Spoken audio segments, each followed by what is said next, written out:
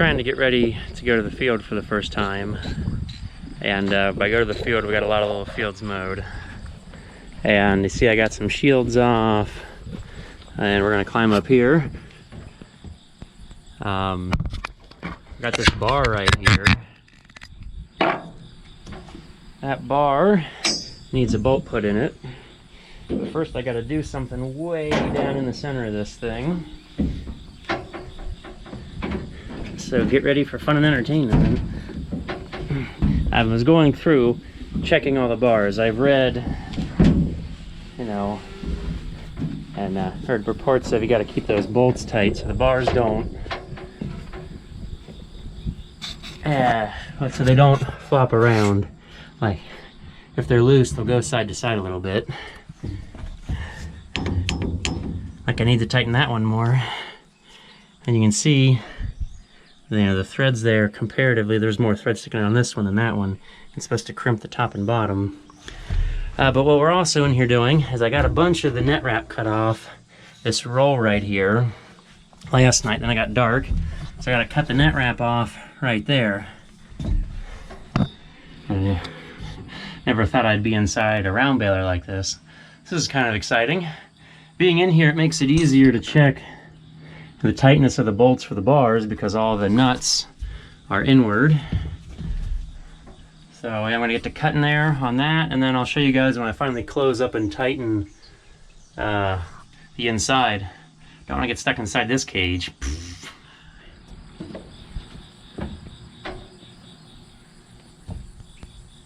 Well, it's time to figure out how to get out of here. It's a good thing I'm not some big fat guy. This would be real tough. The bars make a nice ladder. Ooh. And we're out. Well, that was exciting. Yeah, that one, this one right here, I stripped the threads trying to make it tight. But it ain't right if it's not tight. It just so happens that I have a bolt in my pocket. They're like, I think they're kind of a hardened carriage bolt. And, well, let's examine this. You see this one spot here? Every bolt I have is like that. I thought these were used, but I don't see any mark in the top end where it's slapped around. They're not broken off, so I think that's like a way, because if we don't use a lock nut, these are just a regular nut, so I think they purposely have this messed up section of the threads. Like every bolt is exactly the same that I have, and they're not rusty. It's not like they're used. So they have a special bolt for these. Wish I was down in there to see this, because I'm just kind of guessing, putting a nut on down there in the darkness. Didn't start on very far.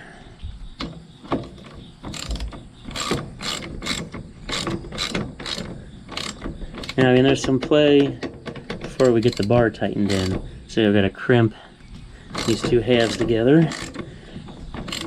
Good thing this thing came with a couple extra bars.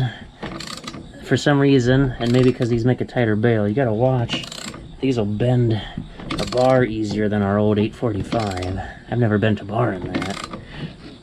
And you gotta watch out, since these are single bolt holes, that if the bolt breaks, all of a sudden you got this bar flapping around. Where the old style was 2 holes, so you had to break 2 bolts, so it was harder to break. And there are no floppy bolts, there are no floppy bars. Of course, maybe you'd mess up the chain more having 2 bolt holes in instead of 1. But I figure it's better to have 2 bolt holes, so it's harder to get to the breaking point on the front end. Okay, that bar doesn't move. Oh, this end still moves? Come on, guys. You'll see what I'm talking about. I'm gonna tighten this one up.